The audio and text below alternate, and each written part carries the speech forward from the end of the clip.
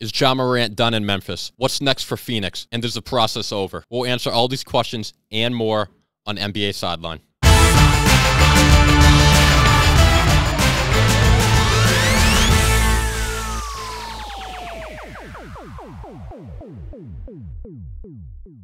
What's going on, everyone? Welcome back to NBA Sideline. We're here every Wednesday at noon to break down, discuss the current state of the NBA. I'm your host, Matt Sampson. Before we get started, like the video, leave a comment, subscribe to the channel. It helps out a lot. Joining me today, we got the original cast in the house. We have T, and we have the return, Sam Reed. Sam, we've been getting constant emails, my phone's been when Sam coming back. A lot of people, I'm going to unsubscribe. We don't see Sam. Everyone's mailing me. It's been nonstop. Sam, we're happy to have you back. Thanks. It's a pleasure to be back. Sam, we know you're a very busy man. We appreciate the time. So let's not waste any time. Let's get right into it, Sam. Lot going on in the NBA right now. We're just coming off the semifinals, the State of the League. Sam, Jayson Tatum just set the NBA Game 7 record for most points in a game. He had 51 points against Philadelphia this past weekend. They blew out the Sixers at home. A lot of people hyping up Jayson Tatum after he had some really bad starts to games. Sam, what do you make of this performance overall? I thought it was great. You know, he came out, made a statement the other day about him being one of the stars or whatnot, which I was going to say I think it's a little early to start doing that. Really? But, hey, look, he came out and performed, so I got to give the man his props. So you think it's a little early to crown Tatum? He's saying he's one of the greats. That's what he came out and said. I think he said, humbly, I'm one of the best players in the league. Something along those lines. Okay. But listen, if you're going to come out and say that, you better back it up. And he did. He did. So now, T, did you see this performance coming at all, or what do you think? I didn't see the performance coming, but I think he definitely backed up I agree with what you said, is him saying that he was one of the best players in the league. I'm just scared of Jimmy Butler. I know we'll get into Jimmy Butler, but dude, I am too. Before we move on though, the 70s. Do you attribute this, Sam, more of the Celtics kind of rising up, or do you blame the 76ers more for not showing up? Because James Harden was terrible. He had 9 points. Embiid shot, I think, 3 of 15 from the field. He had 15 points. And then Embiid after the game says, me and Harden can't do it alone. They combined for 24 points. It makes no sense. So what do you attribute more to this game, Sam? I think it's a little bit of both. I think the Celtics played very well. They had a chip on their shoulder this game in Game 7. You know, it definitely helps to have that six-man, meaning the crowd, behind your back as well. Pumps you up. You know, if you make a big play or hit a big shot, definitely gets you going. And I think that's what drive the Celtics to outplay Philly in this one. And, you know, I think James Harden, he didn't look like the same Harden that we saw earlier in this series. He had 2 good games, 2 out of 7, really. And he was awesome those games, but he definitely was, and same goes for Embiid as well. I just think, you know, this series kind of dragged on too long for him. I feel like if they closed it out earlier, then they might have been energized a little bit more, but I think because it dragged on to like 6-7 games, it definitely had a toll on them. Well, he's overweight, Embiid. He's not well-conditioned. You see at the end of these games, he slows down. Same as Harden. Harden's overweight too. And those are your 2 best players. So at the end of these games, they kind of break down. T, I'll ask you, the Sixers, they just fired Doc Rivers. The whole team's kind of throwing each other under the bus. James Harden says he doesn't want to play for Doc. They fired him. T, do you think the Sixers should keep James Harden, run it back, or do you think they need to move on and maybe look elsewhere? I think they need to move on and look elsewhere because, you stated it. These 2 are overweight, and you can't have 2 overweight superstars. You know, maybe you can get away with one if the other one is in exceptional shape, but you have 2 overweight superstars who didn't listen to their coach and got their coach fired because they didn't want to listen to him. So I think they need to make changes somehow. I mean, there's been rumblings with Phoenix. I don't know if that means they're gonna get CP3 back here, but I mean, that's another old man issue that they would have to take on. And I don't know if that would get them, if that would help them out at all. I agree, dude. The Sixers, they messed up so bad. They could have had Jimmy Butler. They could have had Jayson Tatum. They blew so many draft picks. And, You know, it's costing them, right? They really hit on one. So is the process not looking great? All right, we'll move on. Big news. This shocked the NBA world. Ja Morant suspended again. Earlier this season, we talked about it on this program. He got suspended for flashing a gun on Instagram. I think it was 8-game suspension. He did the counseling. He seemed very apologetic. You know, everyone's, all right, you mess up once, he's a young kid, give him a second chance. He does it again. And this time, everyone's saying the NBA is not going to be as light on him. People are expecting a multiple-game suspension. Some people are calling for the whole season. Some people saying half the season. I mean, Ja Morant is just costing himself a lot of money at this point. It's really stupid. T, I'll ask you, how long do you think the suspension will be, and do you think his time in Memphis is running out? I'm not sure if his time in Memphis is running out. I think his time in the league is running out. Oh, wow. I think he's gonna. So he apparently went to counseling. I don't know what counseling he went to. He probably just went to Cancun and claimed it was counseling. I was gonna say, right. It's clear that he didn't go to whatever counseling he went to. He didn't. It didn't help him. Yeah, he had his AirPods in. He was, watching YouTube videos. Because he went back to pulling his gun out not even a month later. So he's clearly not learning, and he's gonna at least miss half the season. I think he's missing at least half the season. I agree. He's gonna get a lengthy suspension. What's crazy to me is this is all self-inflicted. It's not like someone's out to get him. Like, people are taking videos. Both of his videos, he took one, and then the other one he was with, like, his boy, and he took out the gun. And his boy, like, tried to, like, hide the camera. Like, both I mean, what an idiot. I'm sorry, but, like, what are you doing? Sam, what do you make of all this? So I would say, he definitely didn't learn his lesson from the first time this happened. I would say good for the Grizzlies for going out again and, laying the hammer down on him. Because he deserves to be disciplined. I mean, sure. You don't learn the first time. Why would I give you a second chance to let this one slide? Fool me once, shame on you. Fool me twice, shame on me. Exactly. Fool me 3 times, load the chopper. This is J. Cole line. So I would say I kind of agree with T. It could get to a point where he may be facing, ruining his career and potentially like his, whole reputation of being like this star in the NBA. I think he's trying to throw it out the window right now. Dude, this kind of reminds me of, like, I feel like he's got, like, that Allen Iverson vibe. You know what I mean? He's trying to be, like, this, like, kind of bad boy of the NBA. But, like, it's kind of, what he's doing is stupid. Like, I feel like AI didn't do stuff like, you know what I mean? Yeah. Like, AI wasn't getting suspended like this. You know what this reminds me of, actually? Gilbert Arenas. Gilbert Arenas, yeah. But, like, yeah, dude. And it's such a shame because, like, Ja Morant is one of the most talented players in the league. Like, he might be out of all the players in the league, like, top 5, top 3 in terms of players that are the most fun to watch. He's awesome with the ball in his hands. Dude, and it's so stupid because now pretty much the Grizzlies next season, like, this is going to be a cloud over them all of next season. It could have ended this season. Now it's going to haunt them. Dude, it's just so stupid because you love watching him play. I don't know what he's doing, but I feel like he's kind of on his last life. This makes you miss the old grindhouse days. The Tony Allen wouldn't be doing this. Like what would Zach Randolph be saying right now? OJ Mayo. He needs to go have some counseling with Zach Randolph. He'll teach him how to be a punk and not flash a gun and be a punk. I mean, those teams had heart. This kid doesn't seem like he has any heart anymore. I mean, listen, those teams made the conference finals. They beat the 1-seed Spurs. What is Ja Morant's acting like he's NBA? He hasn't. They made the second round once.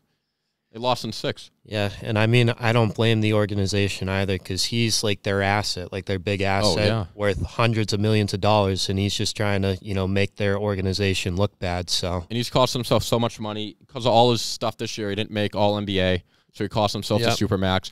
Deals with Gatorade and Nike. Who knows what's going to happen now? It's just self-inflicted, and it's stupid. And now we're gonna have to pay the Celtics more. Yeah, our Celtics more money. So for Jalen and Tatum. Yeah, but we'll see what happens with Ja there in Memphis. Next story we have is LeBron Curry. So this is kind of the rivalry of like this generation, LeBron and Curry. Curry had beat LeBron a bunch of times in the finals. LeBron got him once. This is the first time Golden State has been, in the Steve Kerr era, knocked out in the playoffs in the West, not in the NBA Finals. Lakers won in 6 games. LeBron topped Steph Curry. I'll ask you guys, is this the end of the is Golden State done winning championships? should the Warriors blow it up? Draymond's a free agent. A lot of people think they should trade Jordan Poole. I'll go to Sam first. Sam, what do you think? So I think, maybe if you come back next year halfway through the season, just to give some perspective as to where they are, coming out at least halfway through. Well, Sam, we got a show to do right now. We need your thoughts now. I know, but at least this core of players, you got to stick with them until it all kind of runs out. You're not going to make the playoffs kind of deal. Yeah. Then you blow it up. Okay. But as of right now, this team is still contending. Okay. They got Wiggins back, which was huge because we were still talking about this back in the day, about whether or not he'd be able to come back from all the off-the-court issues. But it seems like this core of Curry, Thompson, Draymond, I really like them. I think they're going to be perennial playoff runs, championship runs for the next couple of years if they still want to be together. Okay, so you're not blowing it up. You're running it back. You think they have Wiggins back, bring everyone back, they can contend again. As long as, they show signs of contending, then yes, I would keep this core. Okay, T, what do you think? Do you think Golden State should blow it up, or what do you think they should do? Are they done winning chips? I don't think they should blow it up per se. I think they need a real center. Because they said when they maxed out, I think they were referring to Kevon Looney in a sense, because I think they maxed out playing Looney at center, because I think Kevon Looney he's on his best day he's a backup center. Yeah, I mean, he killed Sabonis though in that series on the boards. Yeah, but you're right. But you look at the team's centers now. I mean, you look at our centers. We got Rob Will, we got Al Horford, Bam Adebayo, Anthony Davis. A lot of guys. A lot of really good centers. Jokic. I mean, the list continues. I mean, they need to improve their center play. I agree. Obviously, they have these Hall of Fame guard play, and they just got Wiggins back, but they need front court help as well. I agree with both you guys. If I'm Golden State, I'm not blowing it up. I mean, you went to the semifinals. It was a weird year. Curry was in and out. You bad in regular season. Wiggins missed a lot of the year.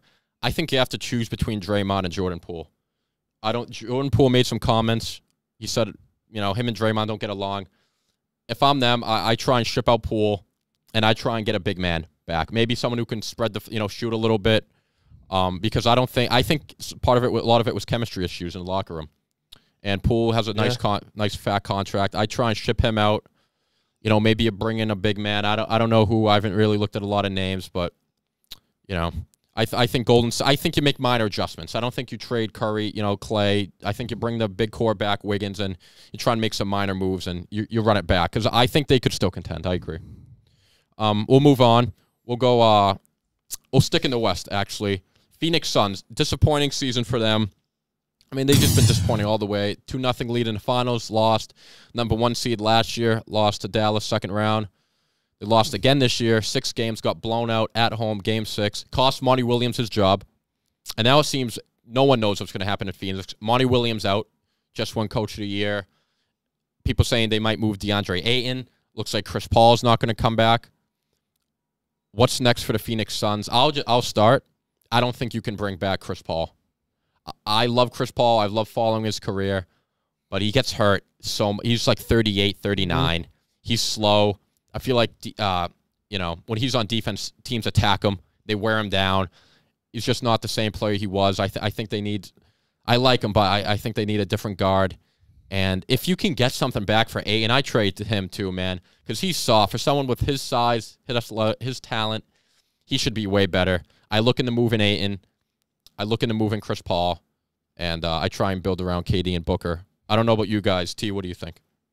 No, I agree with you. I don't see a move out there. Yeah, it's tough. Honestly, when I see them trying to get rid of Chris Paul, I don't know who out there wants Chris Paul. Yeah, at this point in his career. Like, I don't know about you, Sam. I don't know who wants Chris Paul right now. Sam, what do you think Phoenix should do? Yeah, Chris Paul's kind of in that era of his career where he's no longer a star. No. He's, at the back end of his career. So, I mean, who would want to take on that contract or just, having him on the roster? Because he's like a starting caliber player, like Definitely. In his eyes. Yeah. So, possibly moving him to the bench, like is not an option for him, and I don't think, you know, any of the contenders would want to take on him or that contract right now. And then as far as Phoenix goes, you know, I really don't know what it is, but I think it's something to deal with Devin Booker. Really? I think it's Devin Booker. You think Devin Booker's the problem? I think there's something going on in that locker room that Devin Booker is not the guy to, you know, gel the team together. I would say it's Ayton. Now, Sam, I don't want to, you know, because I love you, and you know this, but I feel like Devin Booker was having a historic postseason. He was dropping 30, 40 bombs here, left and right. I would say Ayton's the problem, if anything. You think Ayton's the problem? I feel say like Ayton and the coach. Monty. People aren't listening to the coach. That's true, too. This is the thing, you know, star players got to elevate the people around them. Okay. And I feel like, you know, the people around him in this situation definitely didn't elevate their game. I'd say it hurt their game. I don't think they have a good team around. I think I mean, they're mostly all bums, you know, like other than the starters. Yeah. Like, you know, who do they have? Like Torrey Craig, fucking Terrence Ross. Well, look at the Nuggets. You know, Jokic is the star, and then all the players around him, since he's on the court, have been elevated. Like, their games have been elevated because Jokic is able to create for them. You know, Devin Booker's more just a scoring first, not really pass first type guy. So, all right. I mean, that could be it. I mean, I think it'd be a good idea for them to bring in a maybe defensive-minded coach. You know what I mean? Because they don't really play defense. Because, you know, like, Durant and Booker are going to get theirs. Yeah. I don't know. Maybe they make a move for a big man. I think Brook Lopez is up. You know, maybe they go after someone like him. They got to get, a different point guard. But I think we all agree Phoenix needs to shake something. They can't run it back with this core. Yeah. There's no way. They need to shake it up. I think a Mark Jackson would be good for them. That would be another good one. They need to shake it. They kind of need a culture shift. But not. Well, I mean, that's going to be an entertaining team to watch next season, without a doubt. So we'll keep an eye on Phoenix. Lastly, State of the League. We have the Knicks Heat series. Jimmy Butler continued to be playoff Jimmy. He dominated this whole series. Miami took him out in 6 games. It was an okay series, but Miami was, you know, had pretty good control of the whole series. Sam, what do you make of this Miami team and Jimmy Butler? I mean, do you think they've just kind of gotten lucky? I don't even want, or do you think like this is their team to be taken seriously? I feel like they've just been flown under the radar. Okay. Especially over the last couple of years, because this isn't the first time they've made it this far in the playoffs. Yeah. Like, they've been overlooked for the past couple of years. Like, go back to the bubble and then also last year as well. You know, they're not like a very high seed. Like, even this year, they were a play-in team. They're an 8 seed. And now look at what they've done. They took down Giannis and the Bucks, which I think was a miracle in that sense, because the Bucks were a super It's only happened 6 times since the merger that an 8 seed has beat a 1 seed. Think about 6 times in all like 70 years or something like that. And a big part of that was the reason of Jimmy Butler and his play. He was like, huge. He carried that Heat team throughout that series, and then they took care of the Knicks, but he did get a little bit more help in this series, which I feel like going into this next series against Boston, like, it's going to be the play of Jimmy is really going to matter at the end of the day, not like the play from the others around him. Okay. Sam, I agree with that. T, what do you make of Jimmy's playoff performance so far? Do you think has he been the best player in this NBA postseason? He probably has at this point. Yeah.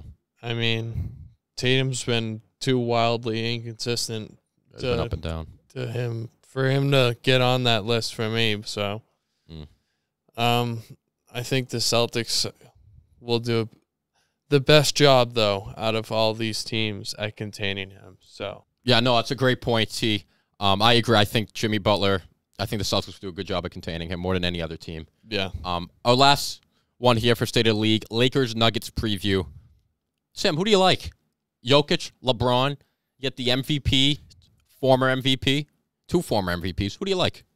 So, first look at this series. You know, you got Jokic and the Nuggets on one side. You got LeBron and AD. Those are the 2 teams playing. Those are the 2 teams. Yep. You know, they really like to play at home. And I feel like that's going to be the matter of this one. Okay. So, whoever steals the game on the road is going to take the series, because I could see this going 7, possibly. I think it could go 7, too. But I can also see this. I could see the Lakers taking it in 6 if they win the first game tonight. So 6 or 7. Yeah. Okay, that's it. All right, T, who do you like? I'm with Sam on these. I actually do see the Lakers stealing game 1. Oh, wow. You and Ryan Gillen. Shout out, Gillen. And the reason I believe they're stealing game 1 is because they're going to get an extra day of rest right now. The Lakers will, and that's going to help them the most. I think they know how important that extra day of rest is, and they did the same thing in the series before with Golden State. They won game 1 because they had an extra day of rest in between the series, and they won in 6. So you guys both have Lakers in 6. Well, no, I was saying if they stole game 1, then Lakers in 6. But my prediction is the Nuggets are going to take care of business. Okay, I got Nuggets in 7. I agree with Sam. I think it comes down to home court. I think it's going to come down to a game 7, and Denver's a really tough place to play. But I think this is kind of a cool series because I think this is going to determine whether it's the changing of the guard or if LeBron, Curry, because LeBron and Curry have run the NBA Finals for the past 10, 15 years. Yeah. Like either LeBron, I think in the past, however many seasons, I think like 15, something like that, either LeBron or Curry has been in the finals every year but one, which was the Suns-Bucks finals. So this is kind of cool. It's like, is it the changing of the guard? Is it the next kind of wave of NBA basketball, Jokic and the Nuggets, Tatum, or is LeBron and Curry, do they still run the NBA? So I think it's kind of cool. You get that experience versus, I think the Nuggets are the better team. They're rising up. They're in their prime, but the Lakers have that experience. I think it's really cool. I think we're in for a good series. I'm going to give the edge to Jokic and the Nuggets, but it wouldn't surprise me at all if LeBron won. So I think everyone's really excited for this series. But let's go back east. Bleed green here. I was looking at the Celtics Heat series a little further. I'll go to T first. Who do you like in the series, and do you think the Celtics should take care of business here? The Celtics should take care of business. I have the Celtics in 6. Mm-hmm. Me too. I think Jimmy's going to give us some struggles.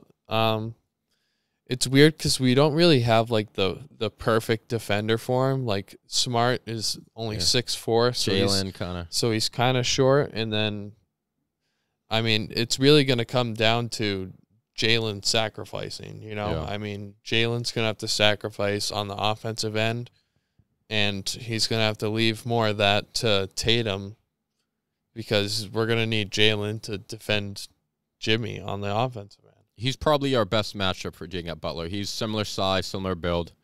But you're right, that's going to take a lot. Because we're probably going to need Smart to chase around Strus or Duncan Robinson. Yeah, like all those guys, Smart, White, Brogdon, they're a little undersized for Jimmy. Yeah. You can just back them down. Sam, who do you like here? I got the C's in 5. Oh, nice. The reason why I say this is because I think we're going to be able to contain Jimmy in this series. Because the reason why the Heat have made it so far is because of Jimmy Butler. Mm-hmm. And we don't have to worry about containing 2 players. We just got to worry about containing 1 player in this series. Bam's a good player, but he's not going to give you more than like 25. He's not going to throw up a 30-piece on us. You got to worry about him more on the boards defensively. And I feel like Time Lord will definitely take care of him down in the paint. So I think the difference this playoffs for the Celtics is when Time Lord has been given more playing time. Yeah. I mean, you really saw it because last year they were one of the best defensive teams in the league, Celtics.